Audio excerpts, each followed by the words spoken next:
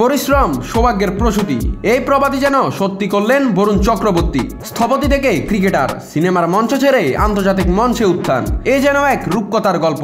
ক্যারিয়ারের দ্বিতীয় ওয়ানডে ম্যাচেই 5 উইকেট নিয়ে ভারতীয় দলের গুরুত্বপূর্ণ সদস্য হয়ে উঠেছেন এই স্পিনার। স্থাপত্যবিদ্যায় স্নাতক করা বরুণ চক্রবর্তী প্রথমে ক্রিকেটার হতে চাননি, স্থপতি হিসাবে কিছুদিন চাকরিও করেছেন, এমনকি সিনেমা বানানোর স্বপ্নও দেখেছিলেন।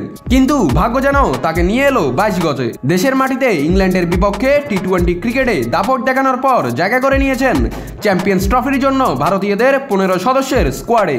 তবে প্রথম 2 ম্যাচে একাদশে সুযোগ না পেলেও নিউজিল্যান্ডের বিপক্ষে মাঠে নেমেই করলেন বাজিমাত। ক্যারিয়ারের মাত্র দ্বিতীয় ওয়ানডেতেই ফাইফার শিকার করে ভারতীয় স্পিন আক্রমণের নতুন অস্ত্র হয়ে উঠলেন 26 বছর বয়সে ক্রিকেট শুরু করা বরুণ চক্রবর্তী। 2021 সালে ভারতের টি-20 বিশ্বকাপ স্কোয়াডে থাকলেও সেখানে একটিও উইকেট পাননি বরুণ। কিন্তু সে ব্যর্থতা তাকে দমাতে পারেনি, নিজেকে আরো শানিত করেছেন, শিখেছেন নতুন বল, ঘরোয়া ক্রিকেট ও আইপিএলে দেখিয়েছেন দুর্দান্ত খেল। আর এবার সেই ধারাবাহিকতা ধরে রেখেছেন আন্তর্জাতিক ক্রিকেটেও। বরুণের গল্প কেবলই শুরু, স্থপতি থেকে স্পিন জাদুঘর।